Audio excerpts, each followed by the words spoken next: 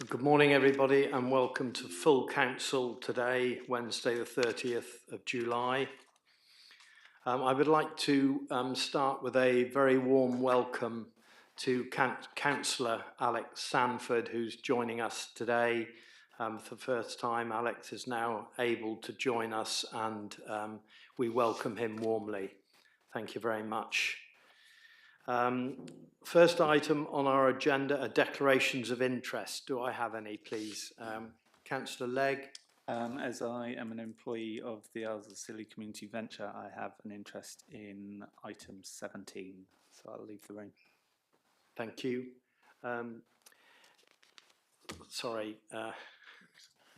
Councillor Nixon. Thank you. As an employee of the co-op, I have an interest in item number 10, so I'll leave the room at that point. Okay, thank you very much. Item 2 on our agenda are the minutes of previous meetings. Do I have any issues around those, please? Then could I have a proposer and a seconder for their adoption? Councillor Mumford, seconded.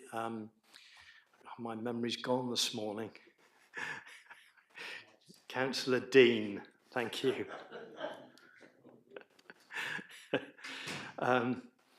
Apologies.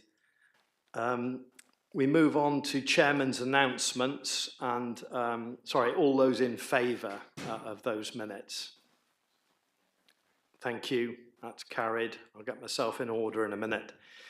I'll move on to chairman's announcements. If you bear with me, I'm afraid I have a few this morning. First of all, I'm delighted to announce 2 appointments to the council senior management team.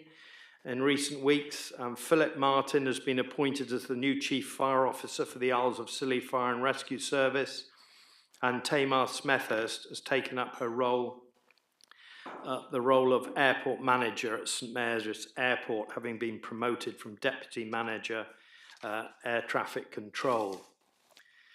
Philip Martin took up his role on the 12th of July 2025, having previously held senior positions including Brigade Manager and Interim Chief Fire Officer. He brings over 3 decades of operational and strategic experience in UK fire and rescue services, specialising in multi-agency collaboration, emergency preparedness and response, and community safety. We are also delighted to confirm that Tamar Smethurst has taken up the role of the airport manager following the department of Russ Child, who has stepped down from the role after 14 years of dedicated service, which we thank him for.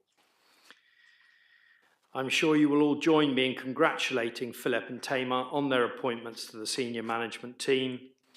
We're delighted to have someone of Phil's calibre and experience leading our fire and rescue service. His vision and leadership will be instrumental in shaping the future of emergency services on the islands, and I know he will be well supported by the whole service. I'm also extremely pleased that Tamar's talent and years of perseverance have been rewarded by her promotion to airport manager. Tamar trained to be an air traffic controller and is now progressing in the responsibilities of airport management.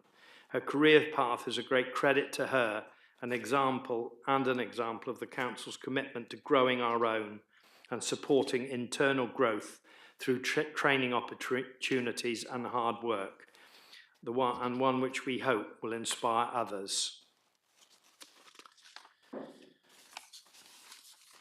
The next announcement I have to make is that the Vice Chairman and I hosted a visit to Scilly by Baroness Taylor yesterday, who is the Parliamentary Under Secretary of State and Lord's Minister for Housing and Local Government.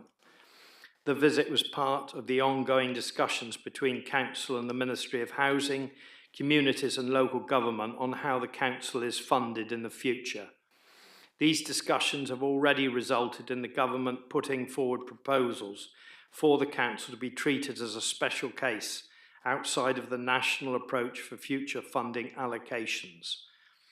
The Minister was able to experience firsthand the impact the weather has on the reliability of our transport links, We were also able to take her to see our new hospital, which meets many of the objectives in the 10-year health plan for England, recently published by the government, and we hope will prove as an exemplar, which she endorsed. Throughout the visit, the recurring themes of the lack of investment in housing and cost of freight transport were raised with the Minister and her officials. I'm incredibly grateful to all members of this council and officers who played a part in the visit. And I'd also like to thank the residents of St Agnes especially, who spent time with the Minister talking about the challenges of living on one of the off-islands. As we begin our budget setting process in September, we will continue to make the case to government for the council to receive the funding it needs to address the challenges we face on Scilly. And we much appreciate this visit from Baroness Taylor. As you will appreciate, ministers don't normally visit councils on a regular basis, and the fact that she chose to come here and understand the issues on Scilly is very significant, and we're looking forward to working with her department in the coming months. Secondly, I would like to mention that there was a clean maritime demonstration competition recently, and on the 24th of July, the Maritime Minister, Mike Kane MP, announced the companies who will receive funding through the Clean Maritime Demonstration Competition to support the development of clean maritime fuels and technologies. One of the successful companies was Artemis Technologies, who will be leading an exciting new project to explore whether its innovative 100% electric zero-emission passenger ferry could provide a reliable, clean and affordable year-round transport link between Newlyn in Cornwall and St Mary's here on Scilly. The Artemis passenger ferry uses groundbreaking hydrofoil technology which lifts the vessel over the surface of the water, reducing drag, increasing efficiency and creating a smooth ride even in rough seas.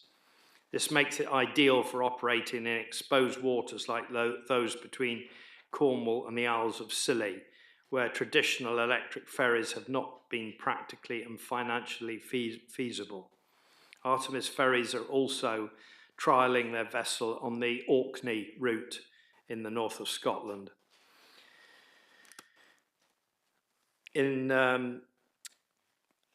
The ferry produces no pollution with much lower noise levels and reduced wake than a traditional ferry, helping protect maritime environments and coastal areas, which we welcome. The project will conduct a full technical and commercial feasibility study to develop a green shipping corridor between Newlyn and St Mary's. This means studying the route's weather and sea conditions, estimating passenger demand, accessing local port infrastructure and working with the community and local businesses to understand what is required. If successful, this project could pave the way for a new generation of clean green ferries connecting remote parts of the UK. And further details will be provided to members when the project starts in September.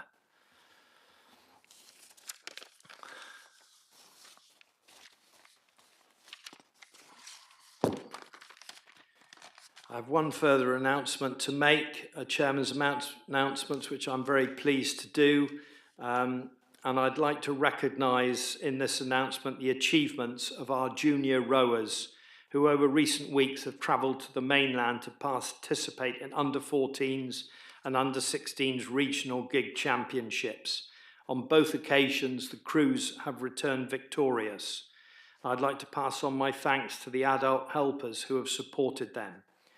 As a council and as a community, we're very proud of your achievements and the way you have represented Scilly. Thank you. Item 4 on our agenda is the consideration of any questions received under Standing Order 14. I have none. Item 5 is consideration of any motions received in accordance with Standing Order 12. I have none. and item 6 is to receive any draft minutes from committees for information only. Item 7 on our agenda is urgent items, and I have one urgent item. Recently, there have been some very derogatory posts on social media directed at the Council of the Isles of Scilly, and most concerningly, council staff. It is inappropriate for the council to respond on social media and enter into posts about issues raised. Issues regarding the council should be directed to the council through the proper channels and, if necessary, raised with members. But the council cannot and will not again engage in social media. What is most concerning is the personal attacks on our staff, who cannot engage for themselves and defend the various insults and untruths. The council will not accept any further derogatory comments made against our staff, and if they continue, these posts will be vigorously pursued through legal channels. Thank you. We move on now to part 1 and item 8 on our agenda, which is the first of our planning applications for Trelone in the hands of Lisa. Thank you, Lisa. Thank you, Chairman, and good morning, everyone. So this application is brought to members as the application has been called in for a decision, and this is a proposal for a variation of a condition imposed on the use of accommodation in 2009, where condition 4 restricts the accommodation to short-term holiday let use only. The application seeks to vary condition 4 on planning permission P09043 to allow 3 self-catering holiday flats to be used flexibly as either short-term holiday lets or permanent residential accommodation. So while the principle of converting holiday units to permanent housing is supported in policy terms, the main issue is the suitability of the units for full-time occupation, where 2 of the flats fall significantly below the minimum internal space standards set out in the nationally described space standards, and the third also fails to provide an adequate standard of accommodation for 2 people. And in light of this, and despite the acknowledged housing pressures on the islands, the recommendation is that planning permission be refused due to the substandard size of the proposed permanent accommodation use. Thank you. Thank you. Councillor Marcus, please. Yeah, thank you very much, Lisa. This application hinges on the national minimum space standards. The minimum space standards were conceived to enhance overall well-being, and the standards ensure residents can live comfortably and create healthy, sustainable living environments. These space standards, whilst not mandatory, are adopted in our local plan and as such have been an integral part of our decision-making and planning decisions since the adoption of the local plan. If we approve this decision, we are effectively undermining those previous decisions and future plans.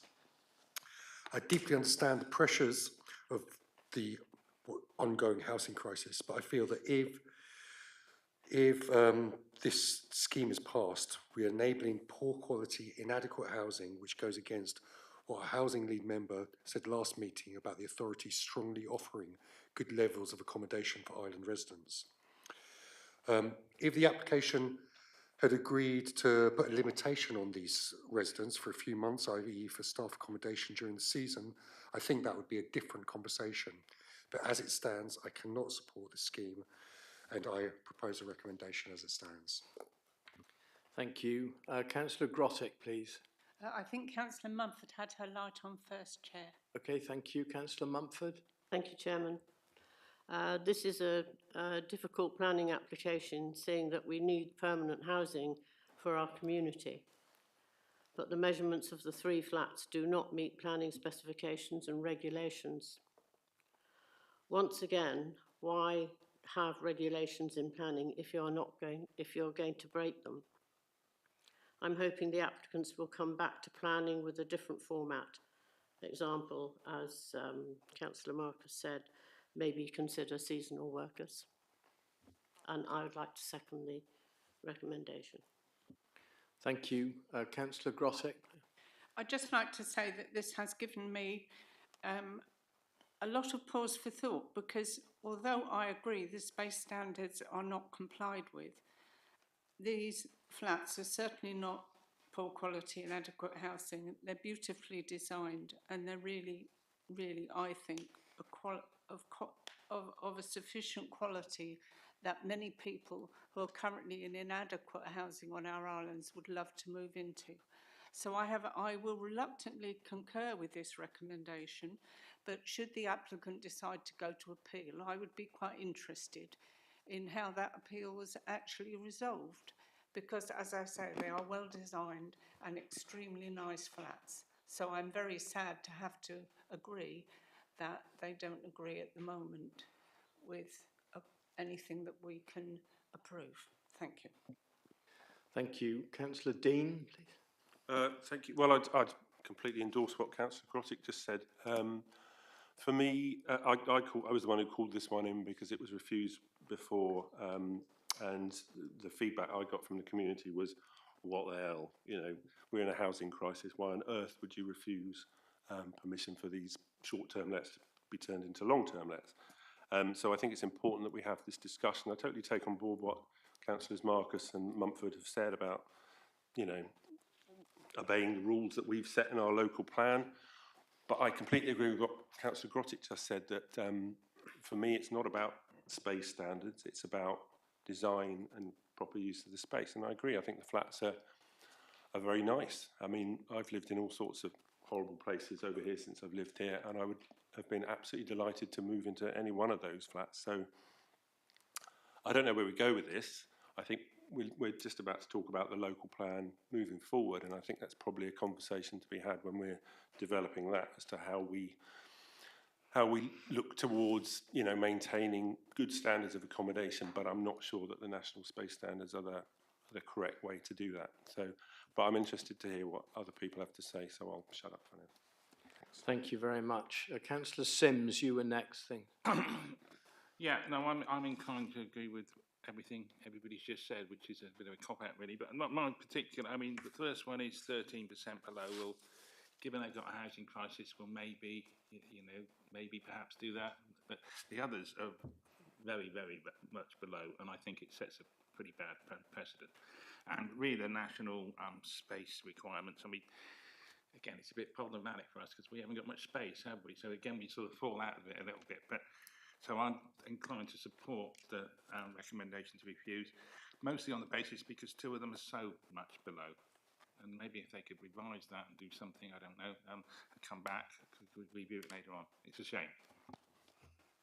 Thank you. Councillor Peacock, please. Yeah, I would endorse what others and Councillor Sims and Councillor Dean have said, but for me, I think it's unfortunate that the applicant has gone for a two-bed accommodation.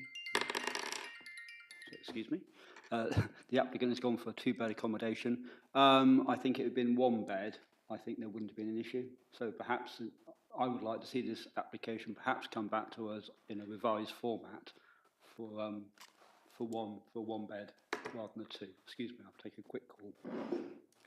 Thank you. Councillor Marcus, please. Yeah, I just want to refute Councillor Dean's comment about obeying rules. This isn't about obeying rules. This is about ensuring that people have got decent places to live. We've all lived in boxes, and you know, if you're living permanently in a box with effectively sleeping in your kitchen with no space for storage, drying clothes next to you, it doesn't promote good mental health and good living environments, and that's what we should be doing. We should make sure that the people living here and working here have got decent accommodation. So to say it's obeying rules, I think is doing a disservice to the care and the thought that we're putting into this. Would you like to come back on that? Yeah, I just want the rules I'm talking about is the national space standards, which I think is a bigger discussion when we're doing the local plan going forward. So I apologise if you know I caused you offence in what I was saying. What I'm talking about is the rules, those particular rules, which we've put in our local plan. So yes, I suppose I am refuting the rules, following the rules, but yeah, it's a bigger conversation for me going forward. Reluctantly, I think you're probably right with these flats, but I think there will be others, and there have been others in the past that that don't necessarily line up you know, with these standards that we're you know, we're signing up to. So yeah. Anyway, I'm glad I brought it in because I think it's important that we have this discussion in public, because certainly the feedback I got last time was that it made no sense whatsoever that we'd refuse, you know, permission to convert these flats into long-term accommodation when we were, you know, making a plea out to the community to provide this sort of accommodation. So I'm grateful that we've had this conversation. Thank you. Councillor Sims, please. Yeah, I have a question, really, but I would say that actually, if you're inadequately housed and then you get somewhere and it's inadequate, it looks great to start off with, but over a period of time it becomes very, very awkward indeed, and it becomes an issue. But I wanted to ask Lisa a question. These are, if they were as one-bedroom accommodation, would there be anything stopping somebody moving their girlfriend or boyfriend in afterward? No, it's very difficult to enforce if we were to sort of make a condition that said these are single occupancy units. It's really difficult to enforce that. Thank you. I would just like to say from the chair that I agree with Councillor Dean and Councillor Mumford, but I also agree with Councillor Marcus and, Councillor Grottick, and I also agree with Councillor Marcus and Mumford, which I appreciate is not helpful at all, but I would only offer in a suggestion that we do look at this again when we do the local plan, not necessarily for this application specifically, but we look at this, and I would suggest that in view of our housing crisis, that actually some of this comes back to whoever is intending to rent this. You know, my feeling is that if somebody's currently in substandard accommodation and they actually are happy to take this on, we should consider that. I've said this before when we're talking about insulation. We had the conversation about it yesterday, houses that are not up to standard.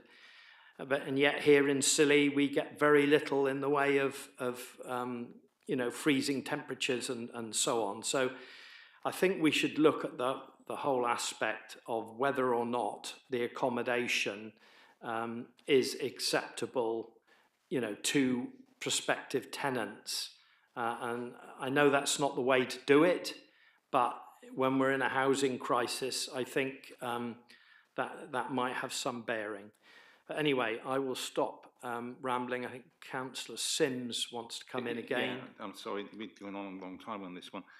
Could we amend the recommendation so that they were a single person? And would they be acceptable on that basis? I think it's going to be a lot easier just to refuse it. Yeah, no, and if they want to appeal, then they can appeal or bring it back in. I'm asking the question really, not as a viable way forward. Okay, thank you. So I have a proposer and a seconder that the application is refused. All those in favour of refusal? That's carried. Thank you very much. Right, we move on to the next planning application, item 9, which is the Town Hall. Again, in your hands, Lisa. Thank you. Yeah, thank you, Chair. So this application is brought to members as the council are the owners of the building. Agenda item 9 relates to planning applications 25041, which is a variation of a condition for the planning permission, and planning permission P25045, which is a new list of building consent. So these applications seek approval for a series of amendments to the previously approved scheme for the redevelopment of the town hall into a cultural centre and museum. The proposed changes include minor design refinements, such as alterations to roof lights, cladding materials, and the omission of certain architectural features. The main issues for consideration are the impact of these changes on the character and significance of the Grade 2 listed building and the surrounding conservation area. And while some concerns have been raised regarding the loss of historic fabric and the removal of rooftop plant screening, the overall scheme is considered to preserve the building's heritage value and deliver a substantial public benefit. The recommendation is that planning permission be granted subject to the conditions and that list of building consent be referred to the Secretary of State for a formal decision. And what I will just share with you, if I can make my screen work, are some photographs I've got of the site, just so you can see that. Move that out of the way. Hopefully that works. There we go. So that's a view, obviously, taken from the Garrison Wall outside Hugh House back to the Town Hall. The mouse has gone. We've got a zoomed in, very zoomed in, and this is taken on a camera phone of the Town Hall roof and the annex as it was. Slightly further zoomed out. So you can see the rooftops and the roofscape. This doesn't project above the skyline. And then it's on a more overcast day, the view from the Garrison. So this was in terms of the concerns about the removal of the screening on the plant on the roof. It's the sort of view you get of it from the most prominent direction. And then we've got the proposed sort of illustrative plans of the front. So you can see there's the connection between the two buildings, which you can see from the front. And then you've got the rear. So from the vicinity of the site, you don't see that plant screening. I just thought I'd share those with you. Thank you.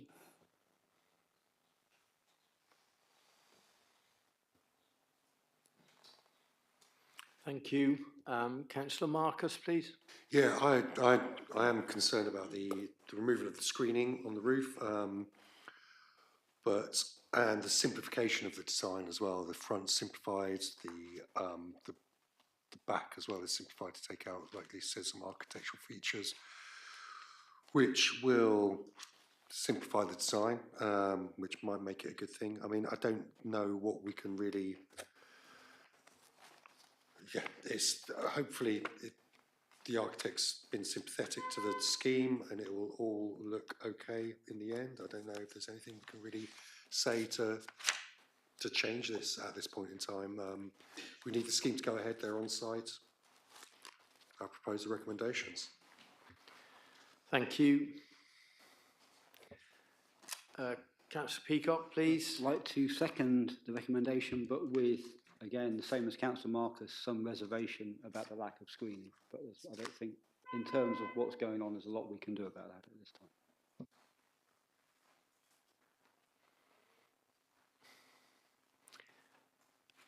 Any further councillors wishing to come in, please? No. So I have a proposer and seconder for the approval of the application. All those in favour, please. That's carried. Thank you very much. Thank you, Lisa. Item 10 on our agenda is the planning application for the cooperative store. Also in your hands, Lisa. Thank you. Yeah, thank you, Chair. Sorry, just write that down. So this application is brought to members as the redevelopment of the co-op is a significant project that has universal impact for the community. So agenda item 10 relates to the planning application P25050 for the cooperative store on Hugh Street. Proposal seeks permission for a replacement of a single-storey rear extension, alterations to the shopfront and the installation of plant equipment. Proposal also includes the reuse of the former Barclays Bank for the back-of-house operations, and the main issues for consideration include the impact on the character and appearance of Hugh Town of the conservation area, matters of flood risk, ecology and amenity. The applicant has clarified that the external facade of the co-op store will be repaired as part of the project, and as you'll note from the officer's report, we found the proposed works to be acceptable and considered to enhance the functionality and accessibility of this vital community facility while preserving the special character of the area. And the recommendation is that planning permission be granted subject to the conditions set out at Appendix A. Thank you. Thank you. Councillor Marcus. Yeah, me and Lisa discussed this quite a lot about whether to call this one in or not. We thought, as it does have an impact on all the islands, we thought it'd be good to bring it to council. You totally support the application. It's good that we can finally see it and they can finally get going on it. be interested to hear other members' comments. Thank you. Councillor Sims, please. Did you propose it? I'm happy to second it. I can propose it. Oh, I'll President propose Quintus. it, you can second it. Okay. Doesn't matter. But there was just one bit buried in here. It said that currently they have, I believe it was something like they can use the lower floor for retail space. But they always, years ago, they used to use the upper floor for retail space. I guess they still could they? I'm just curious, really.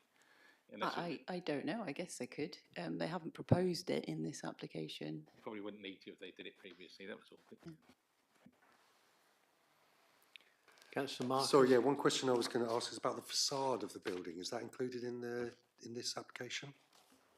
They have confirmed that they are going to kind of repair, as part of the project, the sort of cracks in the front elevation of the building, so to make it look an opportunity to enhance its appearance. Brilliant. That includes Barclays Bank as well, because that's looking a bit tired. Oh, you know what? I don't know. I will clarify that though. That'd be great if you could ask that question. Thank you. Thank you. Councillor White, please. Thank you, Chair. I just want to say I welcome this application. I think this is a good plan. It's essential work which will improve the accessibility, capacity and operational aspect of the co-op going forward. I do have, it's perhaps unrelated to the actual application, but do we know their plan for continued operation while work is underway? Do we have any information on that? They don't actually say, I don't think, but my understanding is they are using former sea salt as their to continue serving the community from that, and that doesn't require any change of use to just switch using that premises. I had heard that, but it's good to get it confirmed. That's brilliant. Thank you. Okay. Thank you. Councillor Sims, please. I certainly don't want to make this a condition, but maybe mention the fact that they could put some hooks for tying dogs too outside the co-op, because they're being tied to drain pipes at the moment and it causes chaos sometimes. Just a little thought. Thank you. So I have a proposer, Councillor Marcus, seconded Councillor Sims, for the granting of this permission. All those in favour, please. It's carried. Thank you very much. Thank you, Lisa. Could you let Councillor Sanford in? Thank you. Sorry, Councillor Nixon even. We move on now to item 11 on our agenda. It's the local validation checklist for planning, which is in the hands of Tom. Thank you, Tom. Thank you, Chair. Good morning, members. So, yeah, as the Chair's just said, the report before you and the appendix is the updated local validation checklist for planning applications. So just a quick refresher on what the checklist is. It sets out the information that must be submitted to the council to enable it to validate a planning application. Our checklist is slightly unique to other local authorities in that we blend together the national requirements that are set by national government and the local requirements which we set into one form. I think it's really important to note when you look through the full checklist, and certainly the household one as well, that you don't have to submit every local requirement that's on there to us. The information is tailored to each application, and we sort of strongly encourage applicants and agents to get in touch with us before, and we can discuss with them what's required for each application, because yeah, it really is a tailored fit to each one.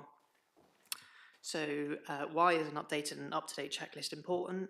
So the current checklist that we use was approved by members back in January 2021, and in order for it to remain valid and in line with legislation, we need to review that every 2 years. And there's kind of two fundamental reasons of why a checklist is important. So the first one is it makes sure that we get all of that information right at the start of a process. So we're not asking for documents during the 8-week period. So we can get that decision to applicants as quickly as we can. And then the sort of follow on from that is that one of our performance statistics is getting those decisions to people in 8 weeks. We don't want to use an extension of time where we don't have to.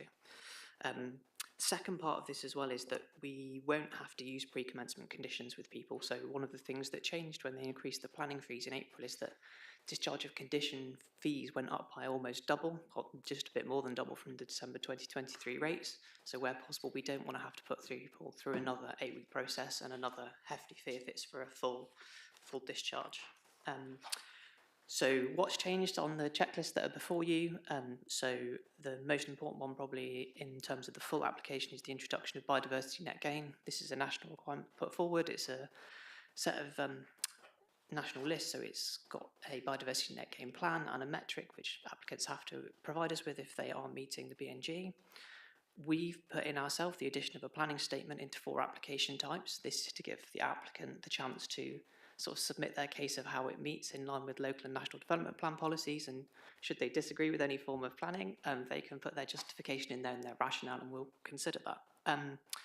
Next one is there's been an addition to the information under sustainable design measures. So the first one of those is about water consumption. So if somebody wants to intensify the residential use of a property, we're asking them to provide us with some water consumption figures which are based on the water consumption standard. Likewise, we've also now asked people to give us the details of any proposed renewable energy generation, and we currently don't capture that information, and we think it would be really worthwhile to do so. One that follows on from sort of the co-op we've just been discussing and the town hall is the use of landscape visual impact assessments have been included for full application. So that is that sort of like slightly further out view, so we can understand the impact of some of these bigger projects, say for something like the hospital, on what the impact on the landscape and seascape might be. 2 local requirements have been removed as part of the process because they're no longer deemed to be necessary, which is the lifetime home standard. That's been removed because now part of the building regs covers that off, and we've also removed the need for an affordable housing statement because it's not particularly necessary given where we are. And then more broadly, the checklist has been updated to make sure all the links and the supporting text is there for everyone to be as helpful as possible. So why is it at full council we're seeking members' approval to carry out a 6-week public consultation, which we'd like to get going in August. We'd like to delegate authority to the Chief Planning Officer to make minor amendments to the checklist before and after the consultation, and we would like to delegate authority to the Chief Planning Officer in consultation with the lead member to adopt the checklist following the public consultation unless any major issues are identified. Thank you. Thank you, Tom. Councillor Marcus, please. Yeah, I mean, it looks like a hefty checklist, but I think once you start going through it, you can ignore huge chunks of it depending on the size of your application. It's good to see links in there and a good pathway. I'm happy to propose the recommendation. Thank you. Councillor Grottick, please. I'm happy to second the recommendation, Chair. Thank you very much. Councillor White, please. I just want to thank officers for the report and the thorough job done in updating the checklist. I think it's a really good piece of work, and say thank you. Thank you. Councillor Dean. Yeah, I welcome it too. I just am going to be a bit pedantic on the recommendations. And number 2, it says give delegated authority to the Chief Planning Officer to make minor amendments.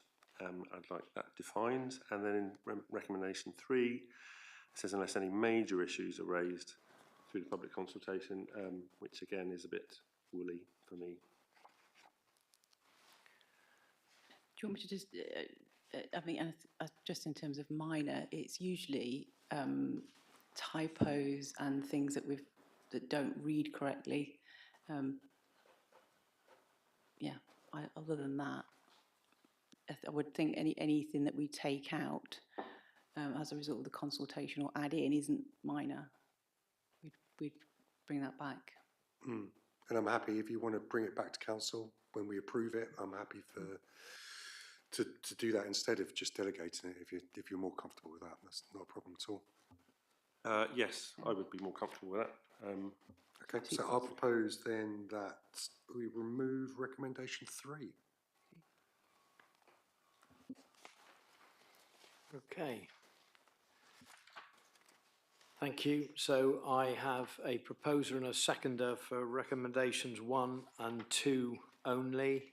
All those in favour of passing those, thank you very much. That's carried. Thank you very much, Tom, and thank you, Lisa. Sorry? Right, yes, I know, yeah. It's item 12 is the update on the reform local plan making system and the timetable for our Isles of Scilly local plan. In your hands, Lisa. Thank you. Yeah, thank you, Chair. So agenda item 12 provides an update on the reformed local plan making system, which it seems to be ever changing at the moment, but it was introduced through the Levelling Up Regeneration Act 2023 and seeks approval to commence a review of the Isles of Scilly local plan in line with the new legislative framework. So the current local plan adopted in 2021 approaches the end of its 5-year post-adoption period in March next year. The report outlines the implication of national reforms, including the introduction of national development management policies and the requirement for streamlined, visual and locally focused plan to be prepared within a 30-month timeframe. And the recommendation is that members approve the updated local plan timetable, authorise the drawdown of the funding from the reserves to support the review process, and note the need for further budget or grant applications to deliver the full evidence base identified and to meet the statutory obligations for the local plan. I'm happy to take any questions. Thank you, Lisa.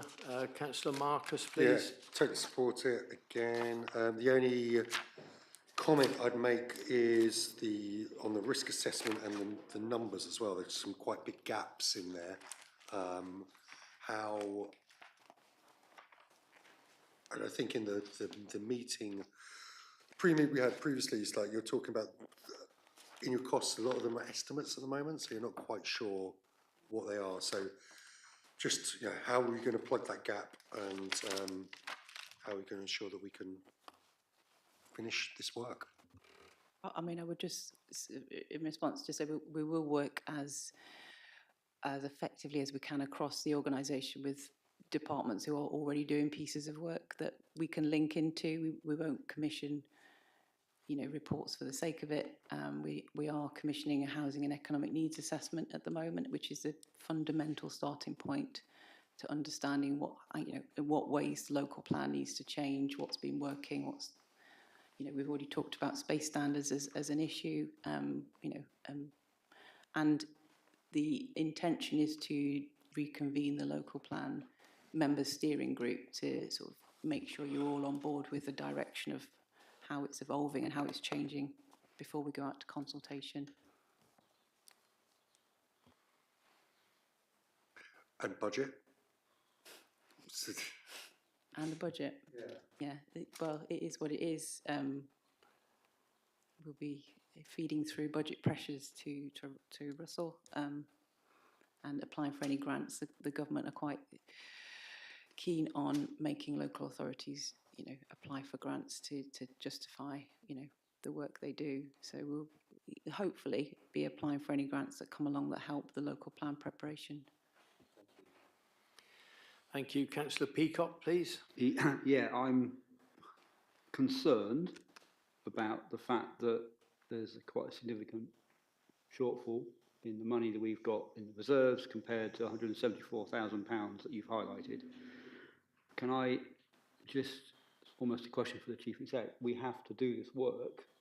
I presume there'll be savings elsewhere to make this work, because it's something we have to do statutorily, is it not? Yes, I'll come back on that. The budgets are set out in this report. In the table, I identify the indicative cost of doing this process, which is a statutory process over the next 3 years. Currently, we can afford to deliver the first year within the existing resources we've got. Years 2 and 3, those indicative figures will need to feed into the budget setting process for next year. In that process, you will need to decide as a council, as elected members, what the priorities of the council are, and then that will need to feed into this process of whether there is a process of cutting your cloth to meet the resources that are there. But bearing in mind, this is a statutory process, so it's going to be a difficult ask in the budget process. I'm sure the budget process will have many asks, but we will need to take this into account. One of the things that slightly favour it, of course, is it is a one-off piece of work over a couple of years, so we can look at one-off type of funding scenarios possibly going forward.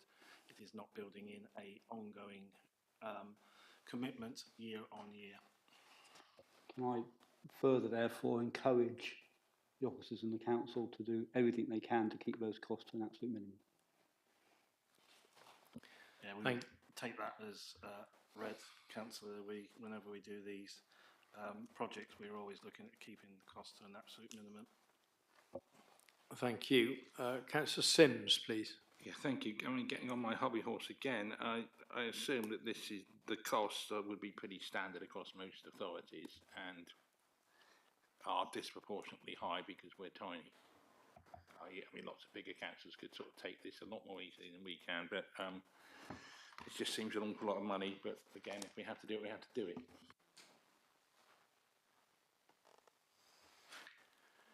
Okay, I don't see any more questions. We have a proposer for the adoption of this. Do I have a seconder, please?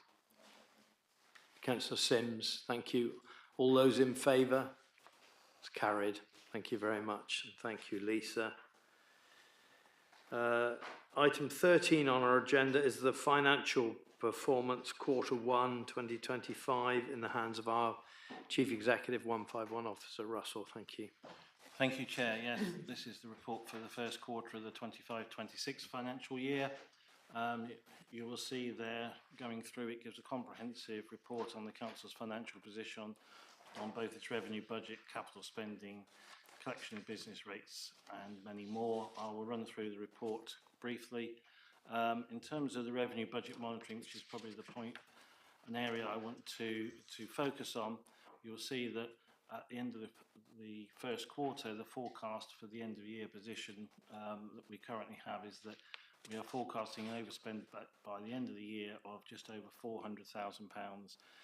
That's an extremely challenging and disappointing position to be in. The main two reasons to drive that overspend are a significant overspend continuing from previous years in the adult services, particularly around the operation of the care home, which equates to the largest chunk of that 400,000 at £375,000, and the remaining 30,000 as a sort of headline figure is the fact that the local government pay award, which we did budget for 2.8%, is now going to be settled at 3.2% following negotiations between the employer and the unions. And again, nothing we can do about those national negotiations. There is stuff that we can do, though, about our care home. Management are taking action to try and reduce the cost. Primarily, we have had this discussion before, the number of agency staff that are required to keep the care home operational and safe is over the level of staffing that is included in the budget, and then additionally the level of income is looking low at the moment, which we are investigating because we feel that there is an arrears of financial assessments for the people that are drawing on the services in the care home. So we will see how that pans out over the next couple of months, and we have had activity in terms of recruitment drive, and there are ongoing discussions with a number of staff on contracts at the care home about whether there is a change that we can do to those conditions that we've got with those agency staff that could further reduce the cost. We were looking at the international recruitment process. That still is ticking away, but as you will have picked up nationally from the government, there is a drive to sort of move away from that as a way of dealing with not just us, but nationally the shortfall of carers in the UK. That means the ones that are already in the UK will still be allowed to continue, but it obviously means that there will be significant demand for those. So we just need to be wary that it may not be as easy as we first thought to rely on that as a source of solving our problems. However, if you could, for those who do remember, one of the key drivers in moving our care home up to the site of the hospital was that we could better share resources with the NHS. At that time, when that business case was originally put together, both us and the NHS were struggling with resources. The idea of bringing the two operations together seemed to be a way of reducing the total number of resources we needed between us. So hopefully the move later in the year will help to take some of the pressure out, but it won't probably take the whole pressure out. So it's a combination of management actions we need to take. This level of overspend, as I said when I did the outturn report, cannot continue any longer, really. We do need to address it. We have run the council's reserves down to a level which It's beginning to get to a level where myself as the Section 151 and our external auditors will start commenting adversely on the level of reserves that we hold. So it is a serious issue that we need to drive down our overspend however we can over the remaining 3 quarters. There are some other unders and overs within the council. Predominantly there is quite a significant overspend forecasting waste. We are trying to reduce that. Some of that is due to slippage in moving to the new contract. But overall, if that was our only pressure, we could probably deal with that within the total council resources that we've got with underspends and tightening up elsewhere. It is predominantly the adults, one because of the size, that is causing the issue that we cannot deal with that within other services because it's just too big. You'll see going on from that, one of our other challenges has always been the airport. Certainly at the end of Q1, you'll see that numbers are holding up. I think it'd be interesting what Q2 shows, because we all know, as we found out yesterday with our ministerial visit, that the weather is playing a bit of havoc with transport during the second half of June and into July. So the next quarter will be interesting how that holds up, although I have seen press releases from some of the operators saying that even with the bad weather, they feel that their numbers are up in July. So at the moment, the airport does seem to be holding up, and we'll discuss the airport more fully in a later report today. The capital programme is set out there for you in detail. I'm not going to dwell on that other than to say that it is absolutely built around the Museum and Culture Centre project, or the Culture Centre and Museum project. It equates to about 85% of the total spend, so whatever the spend position is on that project, it impacts on what our bottom line is looking like. So at the moment we're about 9% spent, which is not that bad against the 13% if you did it in a straight line, 25% if you did it in a straight line. We have been much lower in the past.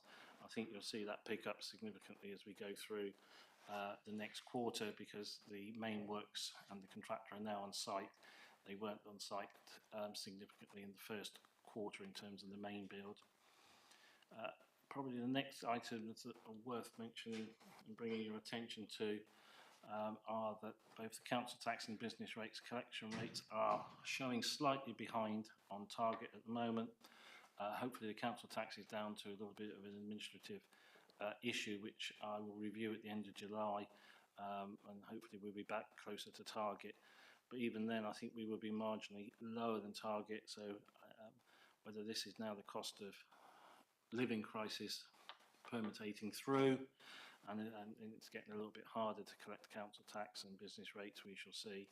But it's one to keep an eye on, because it will impact future budget discussions if our level of council tax collection and business rate collection is lower than we anticipated. Our waste collection, we are chipping away, or trying to chip away at it. We are getting to the end of the sort of 6-year cycle where we can recover some of those debts. So, as I said previously, we will chip away for as long as possible at it, but we will be pulling the plug at some point and writing off the residual sum, which we have a full provision for within the accounts, so that it won't actually impact on the council's bottom line. What will impact is if we manage to collect any sums from there. Housing rent is a position which I am starting to have worries about, and we were working with the housing service to see why our arrears is looking so high. The leap up in the last quarter gives me the impression it's not arrears, it's more an administrative issue of timing. So again, as with the council tax, we need to take a review of that in July. Overall, the Treasury management activity, the statutory numbers have been updated that we now have to report on. They're set out in the table later on. They are technical figures, but we do have to produce these on a regular basis to meet the statute. I'll leave the report at that and take any questions. Thank you. Thank you. Councillor Nixon, please. Thank you, Chair. Thank you, Russell. A sobering report, I have to say. Brings into clear focus the challenges that we're facing. you've echoed, well, you've stated a lot of things I was going to comment on. Clearly, the pressures with the care home and the staffing there, the reduction in how much debt we're managing to collect and overdues. It is sobering. We all need to be mindful of how tenuous, effectively, our position will become rather soon if we can't cut into some of these. I did also just want to comment as well about the delays in some of the payments to the local SME suppliers. I think we need to be mindful as an authority that we're paying out on time as well as chasing the debt, especially to our local suppliers. But yeah, the figures are as they are. Do need to get a handle on some of these debts, and as in all our other work, you know, the key everything drives the budget, and the budget drives everything. Thank you. Thank you very much. Councillor Grottick, please. Thank you, Chair. Just a small point. I note on Agenda Pack page 9 that there is still 25,000 plus outstanding with regard to outstanding water rates. And I know we've discussed this before, and I was just wondering if we were going to take any legal action to try and recoup some of this sum. I know we've discussed this before, Chief Exec. Yeah, the action is taken on a regular basis on these, whether it's legal action, follow-up action. You'll see that the majority of the action over the last 2 years has resulted in debts being written off rather than collected, because when they've done detailed analysis and started the collection process in, and issuing summonses and everything, it becomes obvious that the debt is not collectible. The organisation that owes the money is gone, or the cost of serving notices on people that are maybe not in the UK anymore makes it not cost. The cost recovery is not efficient to be able to do that. So they are going through them, as I said, and ones that we can recover and ones where we can do legal action, we will. It's just the longer we are from the original invoices, the less likely that action will be successful. Thank you. Councillor Peacock, please. Couple of points. The first one is around the care home and the foreign disagreement where we get foreign workers. Is we any further forward with that plan? Foreign as in this visa thing that we spoke about last time.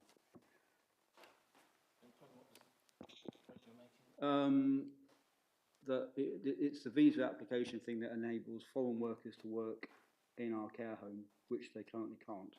Abel might have a bit more. Yeah, the issue is that there are a number of people from outside the UK that have a visa and have all the authorisations to work in the UK. What happens is they can only work for employees that are registered with the Home Office through quite a protracted and challenging application process. We've put an application in at some process last year. That application was initially turned down. We have taken further advice and resubmitted an application, but at the moment we haven't heard back whether that application will be successful. As I say, you can pick up a little bit of a general picture of things from government announcements that they want people to desist in using this as a method of dealing with provision of resources in care homes and everything. So I can only assume that the slowness in the application is probably due to that process. Okay. The other one is payments to local SME suppliers. So I noticed that in May we were down to 55% within 14 days, and again, but that's gone back up to 75 in June. But we're still under our target for payments, of 95%. We're at 86 still. Is there any particular reasons for that, or is it just the time of year? I'm well aware that Cornwall shuts down for a period to end of year, or is it just issues? No, I don't think it's down to that. The process, and I've seen this more recently because of, due to certain circumstances, a number of invoices are filtering up to and orders filter up to me at the end of the day if they're not approved further down the line. And the system works really well when orders are ordered in advance. So a purchase order is raised, it's in advance of the commissioning of the services and everything, and then when the invoice comes in, if the invoice matches orders, then it's a very seamless, very fast process. It's all done electronically, there's no people involved, so it doesn't actually matter whether there's people around or not. What happens is if the orders aren't in place and the orders are only raised as and when invoices come in, that slows down the process significantly, and that is what is happening in most of those cases. Okay, so following on to that, I don't want to get into too much detail here, but as an SME myself that has variable amounts that we bill the council each month, depending on what is happening, yeah, it could be that the council chooses not to go on a particular day and that changes that value. Can we perhaps look at longer scale purchase orders, perhaps for a year, rather than one just for 1 month? So in other words, we have a budget set for the year that we put that purchase order against, rather than just on a monthly basis, because it will speed up time for us, no doubt time for the council, but as well as that, payment times as well. It's not just me, there are other SMEs I'm sure this is affecting. Yeah, there is a piece of work we asked the payments team to look at in Cornwall Council about how we can better work the process. They've come back with a report and some recommendations, and we will be implementing those in the next couple of months. It was slightly delayed to implement those, but they will be implemented, and hopefully they will take on board those types of actions as you suggest. It is about getting purchase orders in place in a timely manner. The process will then work very well, whether that's ordering on a month by month or a case by case basis, or whether it's call off orders. That is covered in the recommendations they're looking at. Thank you very much. Councillor Williams, please. Yeah, I was going to pick up on the adult social care conversations as well. I think this is probably at least the second full council where we've had these similar discussions. So I think we're probably due a deeper dive. It would seem appropriate for me with the CQC report being published in the next few weeks and prior to the transition to the new location to perhaps have that deeper dive in September. But I don't want us to confuse it with budget setting. I want us to have a real discussion about raising quality but controlling costs. So if we could have that workshop, we can work together to try and get something in the diary. I think that would allow us to explore some of the challenges we face across the whole adult social care debate that we're facing. Thank you. Councillor Blackwell, please. Thank you. When the budget was set in February, the general fund reserve was said to be 2 million and a minimum level was set of 1.7 million. In this Q1 paper, there is an overspend of 400,000, which implies the reserve stands at 1.6 million. Could you clarify where does the general reserve stand today against the minimum level in the budget?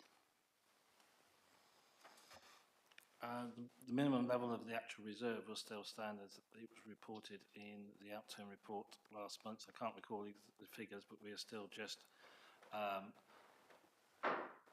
about okay. We haven't decided that the £400,000 overspend is going to be funded from the general fund reserve. If we can't deal with that overspend by the end of the year, because it's a forecast figure at the moment, it doesn't mean that we are actually overspent. It's a forecast that if things continue and we don't put actions in place to reduce the spend, we will be £400,000 overspent at the end of the year.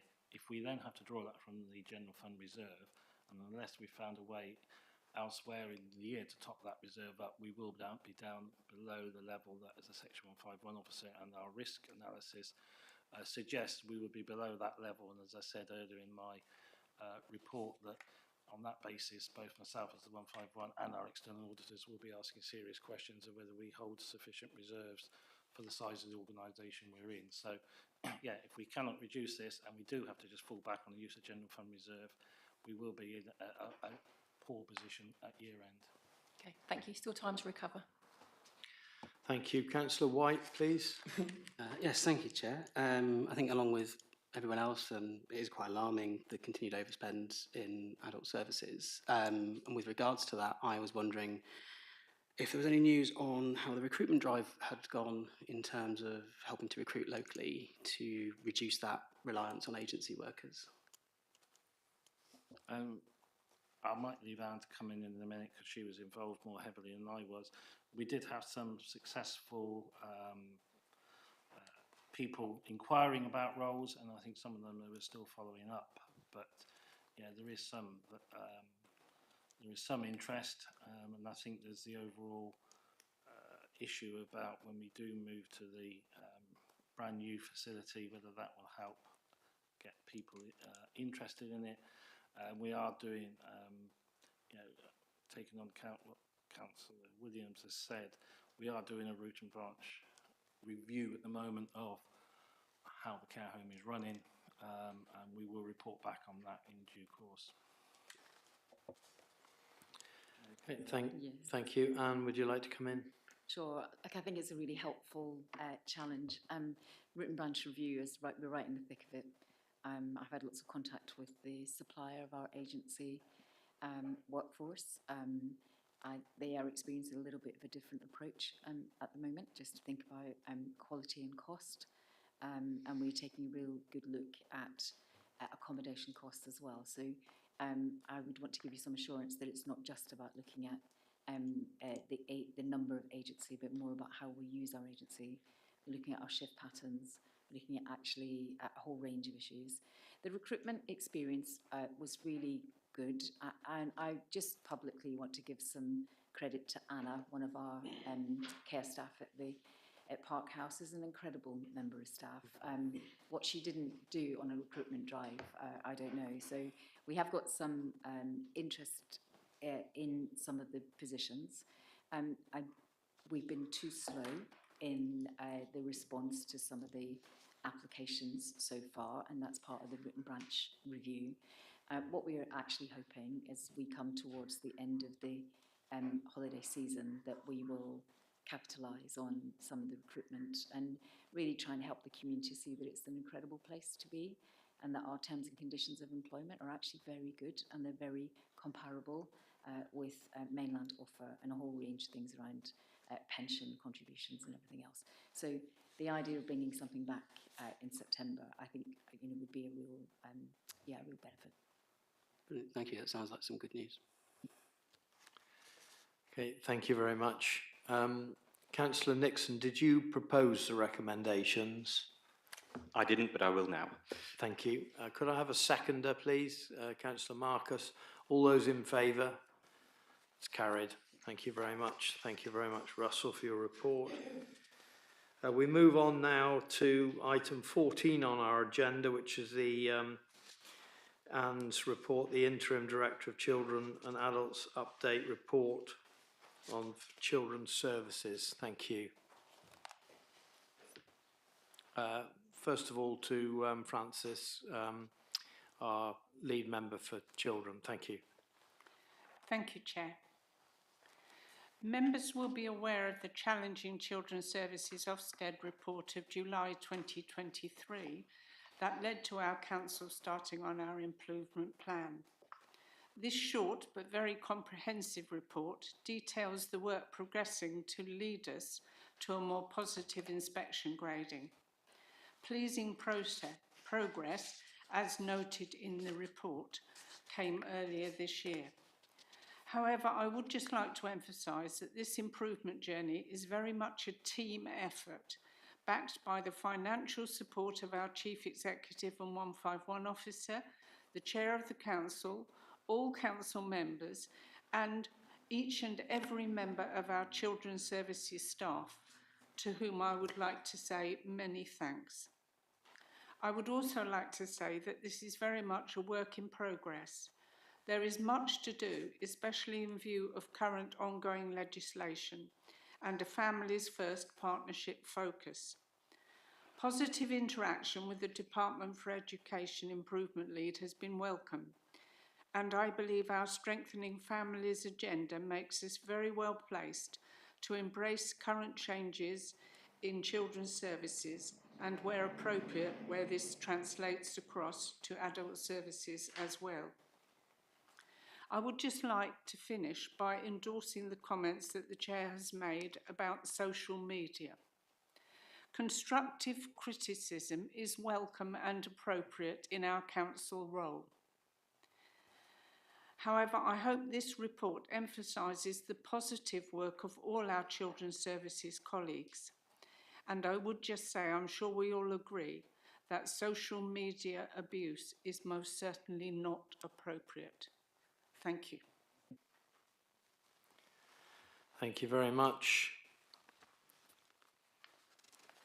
Anne, would you like to comment? More than happy to, and thank you, Councillor. It's the first time that I've presented to you more of a combined report across children and adults, really. And, you know, it's really helpful to be able to look at an all-age approach to the community. So it wasn't my intention to go through the report at all, but to take it as read, and I'm really happy to take any questions in relation to the content. Thank you very much. Councillor Dean, please. Yeah, thank you very much. So I've just got a couple of quick questions. One about inter-island boating. There's quite a scary figure on here, but there's nothing to compare it to. I don't know what you know what that means. Really, you've just said that it's a massive figure, but is that massively more than it should be? There's nothing to compare it with, so that's my first question. And the other question was about recruiting and accommodation. Just wanted to make the point, again, sorry to keep pushing this, that we make sure we're using the accommodation we have available. So if there's gaps in recruitment, that we liaise with other departments and the housing department in particular to make sure those houses are being used and not left empty. So, thank you. So it's the start of a conversation in relation to the voting, and we know that it's a hot topic at the moment. We have a members' workshop after full council today, where we're going to run through a bit more detail with you. You've heard the position in relation to budget. We, as an all-age service, need to really have a look at what our outgoing costs are. And yes, I would say this is high, and it's higher than it could or should be at times, really. In terms of housing, I absolutely hear you. Part of the review, the root and branch review, is also looking at the amount of housing we have across the whole service, and to make sure that we fully utilise that. Just to give some assurance, you know, one of the things that we have done is to make use of a bigger property by putting 3 of our interim residential care staff into that, as opposed to 3 in individual properties. And that's just to, yes, to save cost, but also to make sure that we've got availability elsewhere, and see ourselves very much as part of the corporate team around that. So there's my assurance on it. Thank you. Councillor White, please. Yes, I do have a few questions again regarding point 8 about the inter-island boating policy. But first of all, I'd like to thank the Director for the update. As I said to in conversation previously, the difference between where we were with Children's Services in 2023 and where we are now is vast. And that's testament to the work of her and the team. I'd like to thank them for that work as well, because it's a big improvement. I suppose when it comes to the inter-island boating issue, I should put my hand up with a personal interest, and I apologise if I should have done that at the start of the meeting, as I am one of those off-island parents that uses boating to access childcare. But I actually see that as a strength in this case, because as a counsellor I can see it from both sides, as my lived experience as a parent trying to access childcare, but also as a counsellor and the need to bring down costs across the board. So first of all, I'd like to ask you how you think that's gone, and how you think off-island families feel about the communication and service that they've had from Children's Services in the months since that boating reminder email went out.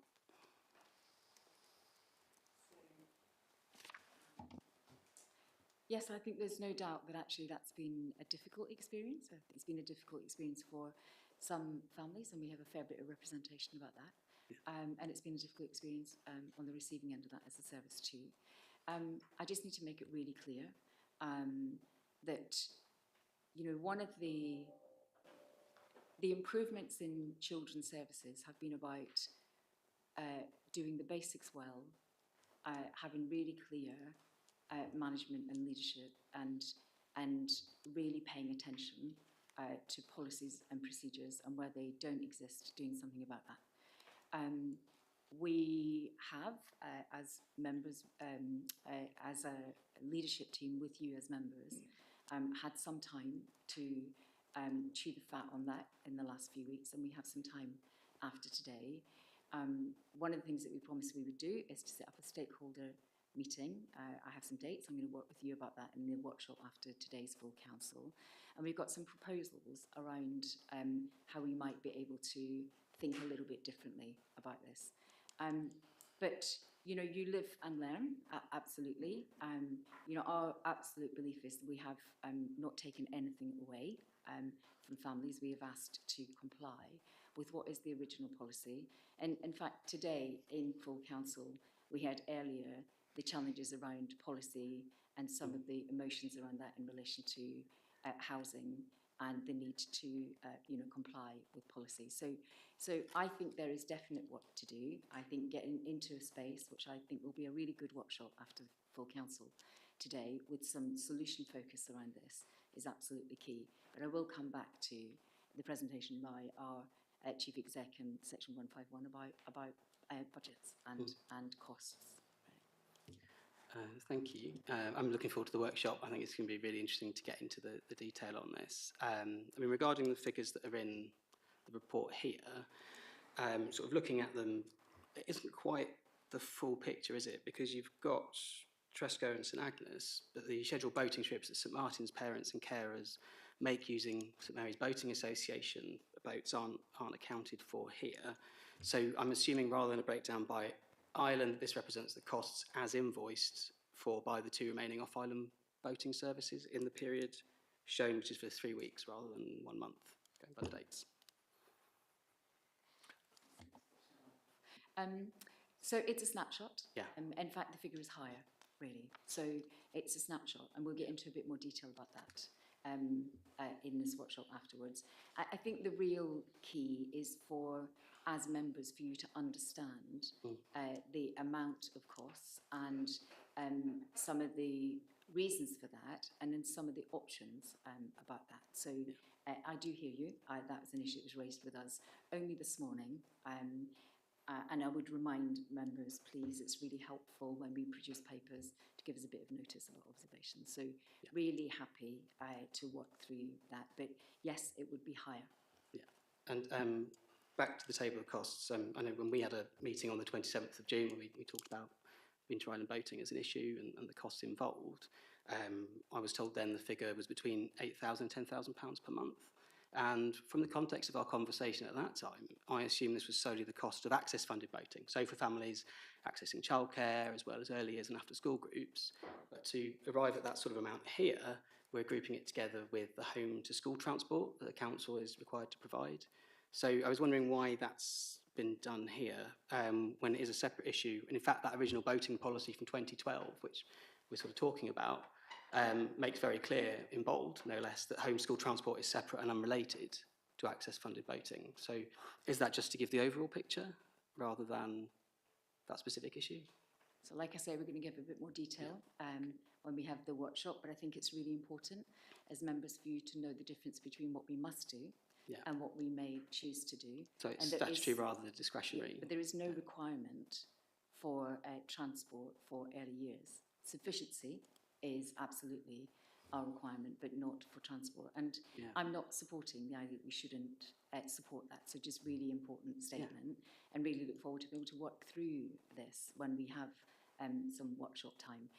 The session on the 22nd of June, as members respectfully will know, was full of a whole range of issues, and we just didn't have enough time to work through that at the time. On the subject of the boating policy, which version, when we say boating policy, are we talking about? Because when I've asked Children's Services for a copy of the current boating policy, initially I was given a document from 2017, but it subsequently transpires that that went through the scrutiny committee, but it wasn't approved by full council. So then in subsequent communications, we've talked about the boating policy from 2012, although I believe that an updated version of that did pass full council in 2015. So there's some confusion about which boating policy from which period we're actually talking about among families, I mean. So is it the 2012 boating policy that we're referring back to now?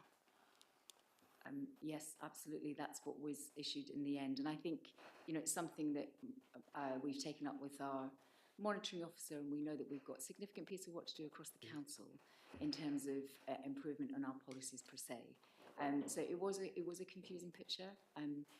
It's not something we wanted to be able to do. You are dead right that the 2017 policy came to scrutiny. There are minor differences between both policies. It's wording, and it's isn't it? very important to understand that they are not dramatically different. Yeah. And it was a very different landscape, can I say? And we appreciate the landscape in 2012, 2015 and 2017 is a very different landscape to what it is sitting here at 2025. Yeah, I mean, that's the point I was just about to make, I think, really. I think the key issue is that the policy is severely out of date. And as you say, the landscape in terms of both preschool childcare and boating has changed so much since 2012, and the policy hasn't kept up with that. I mean, I personally would make the case that what I see referred to in the report as slippage away from the policy is in fact the custom and practice that has arisen precisely because the boating policy is wildly out of date. And certainly it's been the agreed practice with children's services in the 5 years that I've been a stay-at-home parent. I mean, when the policy was written, the situation was so different, you know. At that point, there were childminders on each island, and I believe 2 nurseries on St Mary's. And until recently, there was no preschool childcare on the off-islands at all. 1 nursery and 1 childminder on St Mary's. Now, there is now limited, there's a lot of work been done here, and I recognise the quality of that work and the improvement in the situation. And we've now got limited preschool childcare on 2 of the off-islands. The school are reopening their nursery for 3 to 4-year-olds alongside the existing nursery. But there remains a lack of capacity in terms of meeting childcare need and a subsequent need for many off-island parents to boat their children to St Mary's to access childcare with diminished boating services. The boating situation we have been, as I say, has arisen in prior agreement with children's services as the only viable way off-island parents have been able to access a reasonable amount of statutory childcare. And making changes in terms of procedure and things like that, I think without prior communication, consultation or consideration of the negative impact on off-island families has in practice, if not in intention, but in practice resulted in a loss of access to childcare and therefore working hours. I mean, I'm not alone in having had to reduce my son's childcare hours, and that's my available time to work as a direct result. The short notice given threw families' childcare and working arrangements into disarray, and it really feels like there was a lack of effort made to understand the complexities of the inter-island boating system and the difficulties faced week in and week out by off-island parents and carers simply trying to access the statutory childcare hours the council required to support. And I have to say, unfortunately, I think there's definitely been a negative impact on the mental well-being of parents and carers that I've spoken to, parents that I see regularly when I come over on a Tuesdays and Thursday, as a result of the actions and, unfortunately, the way that this has been handled. I'd also like to ask if Children's Services have your interpretation of the wording of the policy worked out yet, because the policy as it's written is worded in such a way it leaves a lot open to interpretation, using open-ended terms such as where reasonable and exceptional circumstances, but it doesn't set out what is considered reasonable or exceptional, which has caused considerable stress and upset to parents when the scheduled boats they've been expressly told to take either haven't run or been cancelled, and they're left unsure about the boating arrangements, and then they're relying on subjective decisions by staff that don't quite seem to understand the situation on the ground for parents. I mean, the boating reminder email was sent out on the 30th of June, so do you think it's acceptable that one parent was told by email as late as the 17th of July that Children's Services were working on developing a criteria for exceptional circumstances for boating, and that there will be more information sent out on this in due course? I mean, it's the 30th of July today, and as far as I'm aware, this information is yet to be sent to parents and carers.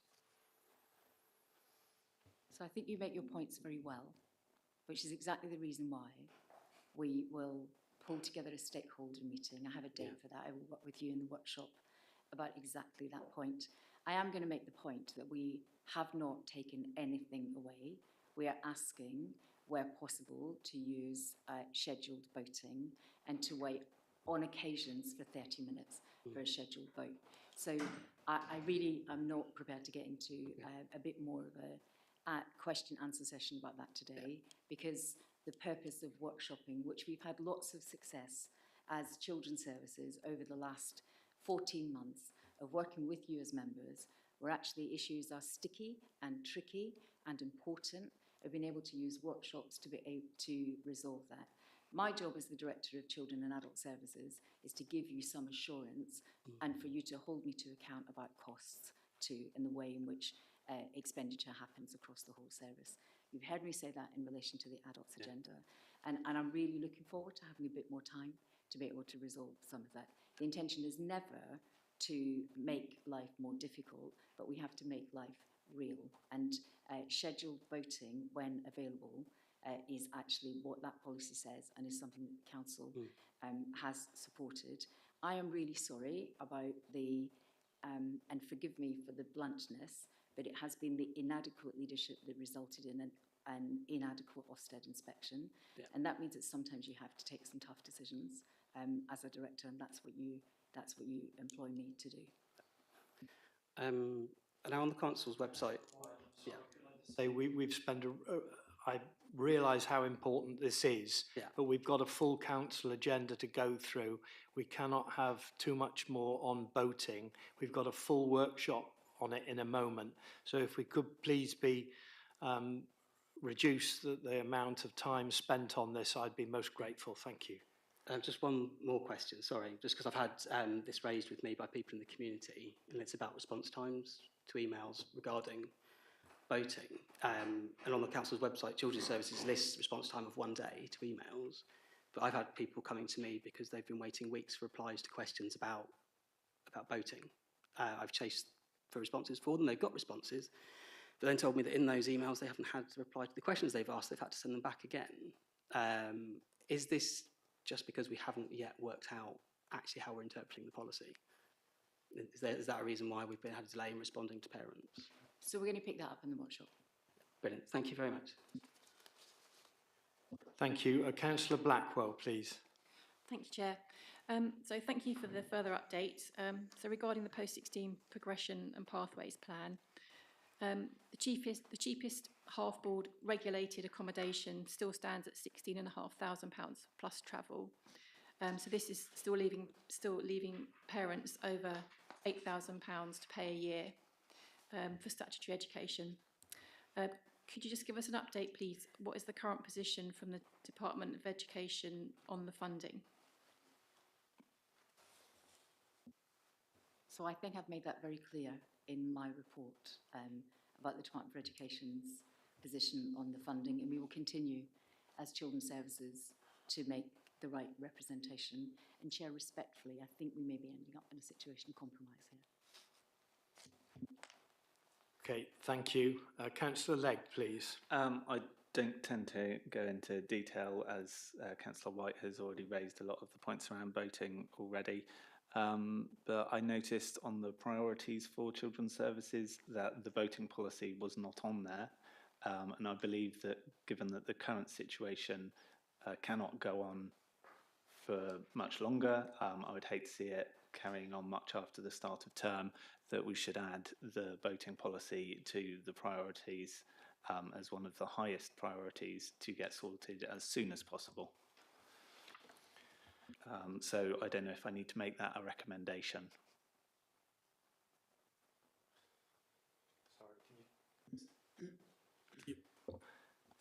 That's fully noted, Councillor Legg. Thank you. Councillor Mumford, please. Thank you, Chairman. Going back to adult social care, I'd just like to say that whilst I was on holiday, the CQC inspection went on. I did eventually have my meeting with them. But I'd just like to say a thank you to Anne for taking on the joint role, as our Director of Adults is on leave. And I'd like to ensure members that there is a lot of work going on at the moment with adult social care and Park House. And we look forward to the results ASAP. Thank you. Thank you. Councillor Peacock, please. I should probably raise a conflict around this, but I feel obliged to make a statement. So what I would say, just quickly on voting, we've worked tirelessly with Children's Services and also the parents on St Agnes. We've successfully managed to port over most of the children to use a sea taxi service in the morning when there is no scheduled boating available, and in the afternoon We are now getting most of the children to return on a scheduled service, and by doing that, we've saved the council in the region of something like £40 a day. I think it's important that these figures are understood by the community, because it is massive amounts of money. Thank you very much. The recommendations, Chair, can Councillor, I just... sorry, Councillor Williams, please. Yeah, I just wanted to talk a little bit in the broader terms as well. And I've worked in my previous capacity for 14 or so months. So I'd like to thank you for your commitment, dedication, and wish you well in your new role. But from a broader council's point of view, we're going into having our 4th Director of Children's Services in 2 years. And I think as members, this is the perfect time for us just to, as Councillor Grottick alluded to, we need to now really work together in our own capacity as well. If I'm just looking at the priorities for the next 6 months, it's not just reliant on the lead member for children to pick these headlines up. We've got some which are related to housing, some which are related to safer silly, some which are related to adults. So I think Ofsted are going to be coming back. Ofsted are going to be expecting to see that as a local authority, we are resilient to changes in staff, but I think for us to support staff and to support the children, young people and families of Scilly, we also just need to be very mindful that we work together as closely as possible to make sure that we drive through the agenda. There's a degree of risk when staff change roles, and I think I'll be pushing with Russell to make sure that we get our new Director of Children's in place as soon as possible and that transition goes as smoothly as possible. But I just don't want us to lose any of the momentum which we've been building. We've been working really hard. We've been investing a huge amount of money and energy to turn the corner. And I don't think as a council we want to do anything which risks us slipping back into a position where we have a monitoring visit that is anything less than good. Thank you very much for your wise words, Councillor Williams. Finally, Councillor Legg, please, on this. Yeah, could I formally propose an amendment to recommendation 3 so that it reads that the priorities as set out in Appendix A to this report be amended to include the boating policy. Thank you. Do I have a seconder for that proposal, please? Councillor White. Those in favour of the amendment, please. That's carried. Thank you very much. Councillor Grottick, did you propose the adoption of these recommendations? Yes, I would certainly do that, Chair. Thank you. With the amendment. And do I have a seconder, please? Councillor Peacock. All those in favour? That's carried. Thank you very much. And I would also like to take this opportunity to express my thanks to Anne for the huge amount of work that she's put in over this year, and especially how she has helped set us on track to deal with our Ofsted arrangements. You know, we were under an improvement notice, we still are, but we're really making good progress in that, and it's mainly thanks to you, Anne. We're extremely grateful for that. It's been a very difficult year for you. It's been a difficult year for all of us for various reasons, but we thank you for your effort and wish you well in the future. Thank you.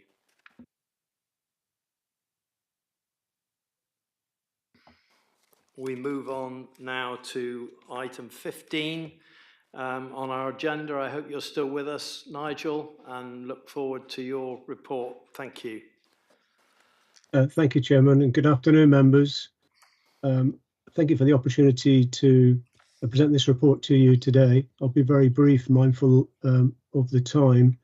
The report is to bring back to you today the outcome of a study undertaken by North Point Aviation. The council appointed North Point to undertake a review of air services back in March 2025 and has now received their report. It's quite a lengthy report, as if members have had the opportunity to look at that, and that was the intended approach of looking not just at the specific issue that we asked North Point to come back on and evaluate, which was could our airport be run more efficiently, and could we find a way in which we could remove the need for the council to continue to subsidise the airport. But then it also went on to look more broadly at a range of issues relating to our airport and air services in the future. So it provides us with a base that we can work from in the future to look at more specific issues around that.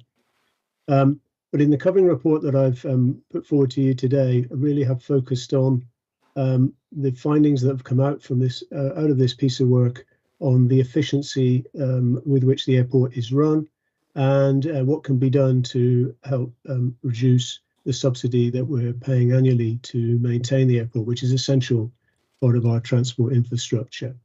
And so in the report, I've just drawn out the key points as I see them, which is that there is very limited scope to make any significant savings in the cost of operating the airport. North Point have confirmed that it is run efficiently. Where they have found opportunities to reduce the cost, these are already being implemented by the council. You heard earlier in the meeting the change in the management structure, and we're taking out a layer of management, which has generated a cost saving. And we're also looking at the rota for staff related to fire cover at the airport as well as making a further efficiency. North Point have picked up on it and supported those, but have recognised that the savings that those will generate will not be sufficient to address the level of subsidy that we currently put into the airport. In fact, they're really the savings will be covering the annual inflationary increases that you'd expect with running a service like an airport. They went on to point out that basically there's a challenge for us at the airport in terms of number of flights and number of passengers. We don't have enough of either to generate enough income to cover the fixed costs that you have in running an airport. And so therefore, one of the things that we can do is look at ways in which we can increase the number of flights and passengers through our airport. And one of the key areas they've identified there is improving the navigational infrastructure at the airport. So we have less cancelled flights and more passengers travelling across. And as the chairman said earlier on in the meeting, there was quite a lot of disruption yesterday with a morning of poor weather, and myself included, trying to get across. And I spent all morning at the heliport in Penzance and saw a number of passengers cancel their trip across yesterday as a result of no flying. Now, if we had more navigational aids available, as a pilot was explaining to me yesterday, they could have started flying at 9 o'clock in the morning. As it was, they didn't start flying until 1 o'clock. So we lost a lot of flights and a lot of passengers through our airport yesterday. And that was just one small example of what happens, as you will all be aware, on a regular basis.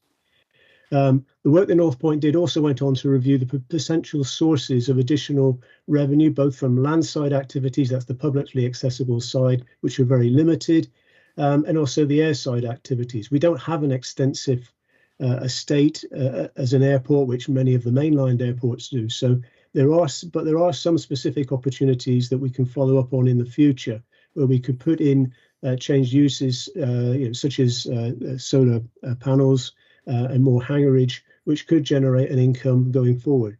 However, there is a cautionary note to that, and North Point point out that yes, if you can invest capital in your airport, but that cannot come with debt servicing charges, because once you've got to start making those, you erode the very benefits that you create in terms of income generated. So we need to look at sources of capital to invest in our airport in future, which doesn't come with those costs. Chair, I'll pause at that point and invite questions from members, if I may. Thank you. Thank you, Nigel. Councillor Sims, please. Yeah, it's a very long report. I don't think it contains very many surprises. I mean, I think that the conclusions are quite interesting. I mean, the 8.5, it seems that without some form of external support, the only options open to the council are either to pass the true cost of using the airport onto the operators and passengers, or subsidise a portion of these from the council's general budget. And I think it's becoming increasingly difficult for the council to continue to subsidise the airport from the general budget. So again, it's a part of an ask to government to see if we can get some sort of funding arrangement of some description, and there's lots of different ways of doing this from the government. So it's a work in progress, and I know that perhaps some of you are thinking, well, okay, we commissioned this report, what sort of why? Because it's not telling us a huge amount we didn't know already. However, it's an independent report, and if we have to ask the government for anything, they're going to say, show us an independent report, and now we've got it, and it's pretty comprehensive, and I think they've done a good job of it. So over to you, not really. Thank you. Thank you. Councillor Peacock, please. Yeah, a couple of things drop out of the report really for me. I think the real obvious thing is, as Nigel was mentioning yesterday with flying, anything that we can do as a council to increase the number of days that our airport's operational should be, for me, key. And I think part of that is requesting here, maybe, and I'm a bit unsure of the recommendations. I think the recommendations are a little bit woolly around this report, but I would like to see a stronger recommendation around us investigating, as a matter of urgency, the point-in-space helicopter operations as detailed in the report. I note the very expensive costs for that, but it may well be we can get some form of grant for that from central government in part of our ask, especially as this affected the minister that came across yesterday. So I think there's an opportunity for us to look at this now. I would like to see that as a recommendation or a working group off the back of this, and I want to know what the next steps are. The other thing that slightly concerned me in the report was a discussion around Sunday flying. And I know that will be very contentious on the islands, and I would be very keen, obviously, that such decisions like that I assume, would come to full council before we made a decision, so the officers made a decision around something like, for example, Sunday flying. Thank you very much, Councillor Peacock. I would just mention to members that in view of the fact that we were late getting this report from North Point and Nigel being able to assess it and get it to us, it's very short notice for us to be able to really debate the future of what we think about how the airport is to run. So I take all your points, Councillor Peacock, but the reason for this report being noted is the fact that we've only just got it. There's a lot in here. There's a lot for us to think about and plan for the future, and the intention is that we bring this back in September and have a full debate about it rather than dealing with parts of it now. Thank you very much. Makes perfect sense to me, thank you. Thank you. Can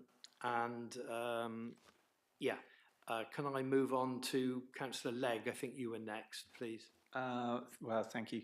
On page 32 of the paper, as opposed to the entire pack, the paragraphs before 5.3 and table 5.2, it talks about revenue generation ideas. These include things such as bringing the fuel supply in-house. My concerns with suggestions like that would be that we are just going to pass any increase in fuel cost will be passed on to passengers, making the cost of transport even higher. And given that we would have to buy or pay for the freight of the fuel to the steamship company, if we are taking it away from the steamship company, that it's a zero-sum game. It just doesn't add up. Other suggestions such as charging for car parking would have strategic impacts of sending car parking out across the island where there is already an issue with car parking. So I'm concerned that that doesn't actually provide a holistic benefit. But there are some ideas in here that do meet merit, and I would hope that in the future we'll be able to have workshops to go through them and bring them probably as separate items to the council to discuss. Yep. Exactly right. Thank you very much. Councillor Marcus, please. Thank you. Yeah, it's an interesting read. It's always good to have external validation of staff's really good work that they're doing in making sure that budgets are used well and we're providing a good service. So just one question about the combination of roles with the new appointment. Is that what happens at the moment? It says for the merger between SATCO and selected council officers, and it does strike me as there's been a theme to this meeting about budgeting and budgets in the future and about the choices we're going to have in budget setting, whether it's local plan, whether it's airport subsidies that we're doing. We're already spending 300 grand on that. Whether it's children's services for boating, or whether it's adult services for staffing costs and merging those in the future. So that seems like a theme that we're discussing that has gone throughout this meeting and in previous council meetings. So that's going to be interesting. So it strikes me as really important that we get the corporate plan up and running and that members are aware of strategic goals that we need to make that can feed into budget setting processes in the short term and the medium term. Thank you very much. Councillor Grottick, please. Thank you, Chair. And thank you, Nigel Blackler, for the work that you've done to lead on this, which I'm sure took a long time. Just quickly, I would say I totally support having a wider discussion later, because there's an awful lot in this report, just picking up a simple thing like what appears to be simple, Sunday opening. A few years ago in council, at the beginning of my council career, I remember this was extremely contentious and there were many hours of discussion. So I think there will be areas where we ought to go back. I'm not saying that members shouldn't change their mind. I'm not saying that new members haven't got new insights to offer, but I think there's a lot of previous work that we can build on as well. Thank you. Thank you. Councillor Sims, please. Just wanted to suggest regarding Sunday flying, it's my recollection that we approved it in 2013, 14 or 15, so it actually has been already approved. So that's one thing we perhaps fortunately don't have to revisit. Thank you. Councillor White, please. Yeah, I just want to thank Nigel for the report. And as Councillor Marcus said, it's really good to see effective use of council budget. And let's see the council are already making effective cost-saving measures, which counters the sort of widely held view that publicly operated services are inefficient. We can see how efficient we're being, and that's really good both for the public and for us. And I'd like to echo the comments of other members. I think it'd be really good to get into this in a workshop at some point soon to talk about next steps and exploring the potential, other revenue streams as well. I think that'd be really useful to do. Thank you. Councillor Dean, please. Yeah, I'll be brief. Sorry, I know we're running out of time. Just slightly disappointing that there wasn't a silver bullet in here to make everything wonderful. But that aside, yeah, Sunday flying, very contentious, I agree. I was a bit surprised that it said in there that putting the fees up wouldn't have a detrimental effect on the numbers. I find that very hard to believe. I mean, whether it's the fees or whether it's just the cost of the flight, it seems, anecdotally, that is a huge issue for people coming over here. And actually, having just flown back the other day, seeing the car park at Land's End half empty during the school holidays was quite an eye-opener for me. So clearly, well, we already know the numbers are down, but there's a reason the numbers are down, I believe, and I believe it's the cost of flying over. Anyway, but that's, yeah, whatever. Thank you. But good to have the report.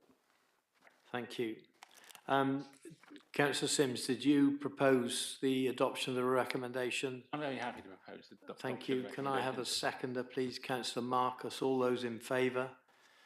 Thank you very much. Do appreciate your efforts at late notice, Nigel, to get this to us. And we look forward to further debate and get into the nitty-gritty of this in September. But thank you very much for your report. And I would also like Thank you, Chairman.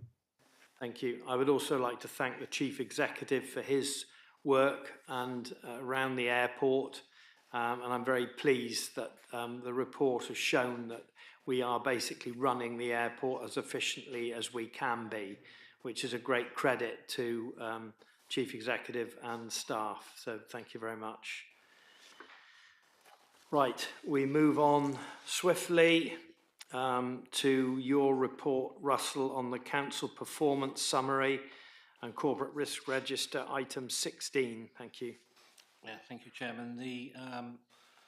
Along with the finance report, this is the Q1 25-26 report on council performance and the corporate risk register.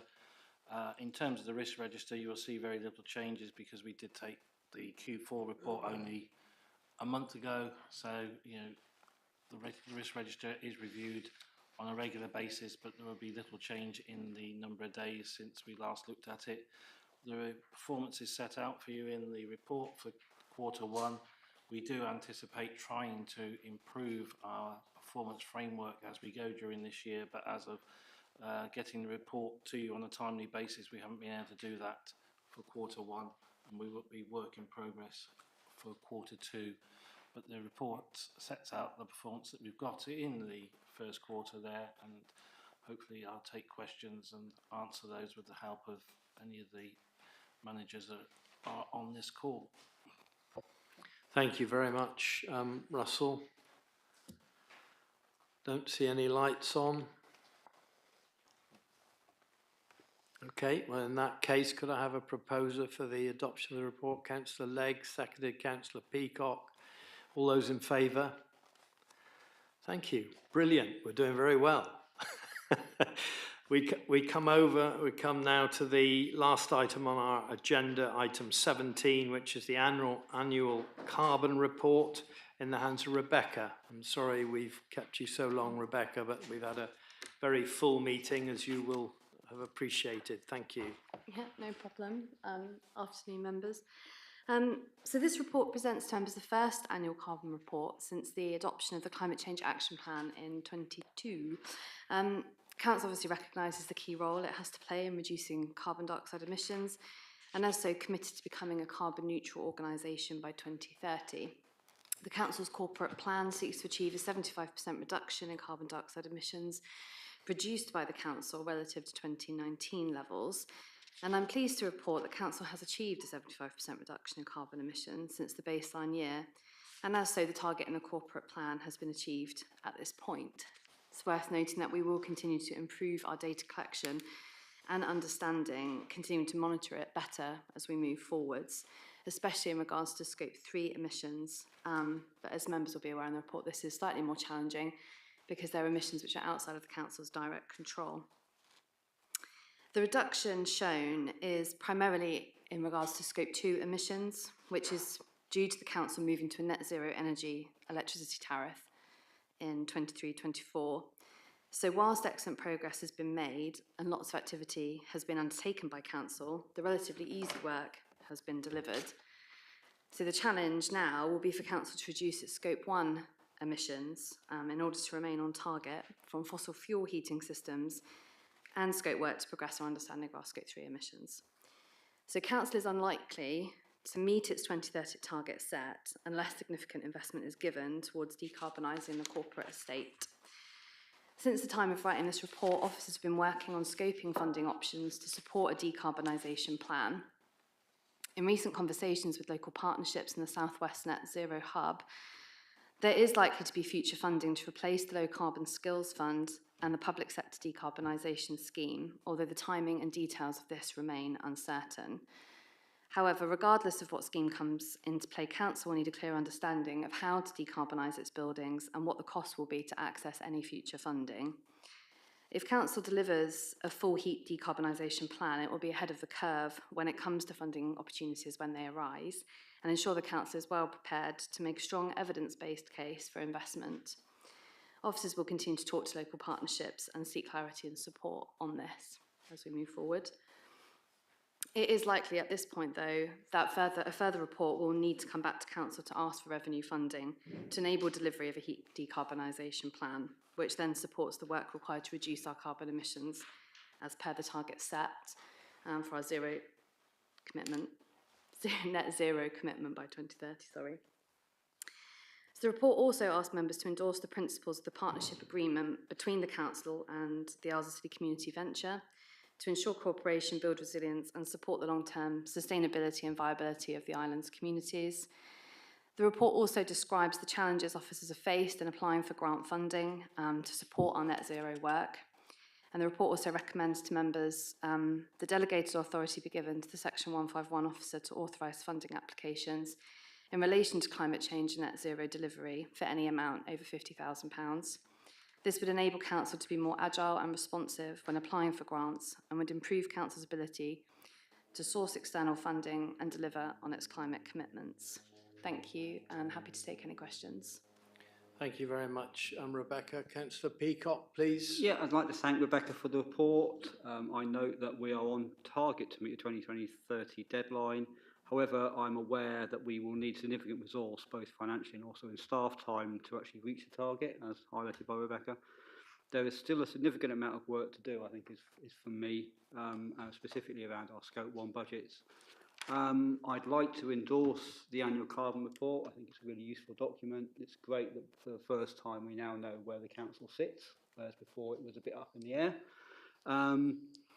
Members of the Climate Change Action Group recently met and we had a good presentation for Community Venture, and the slides were shared with all members, so hopefully you've had an opportunity to view them. For me, the joint venture proposals make great sense, as we're already working closely with Community Venture anyway on a number of topics, and it would make a further strengthening of that. And finally, I think it's really critical that we get delegated authority to the 151 officer. And my reasoning behind this is I'm aware that a number of grant opportunities have already been missed by this council, and that's because unfortunately by the time you get to full council to get the application in, we've missed the closing date.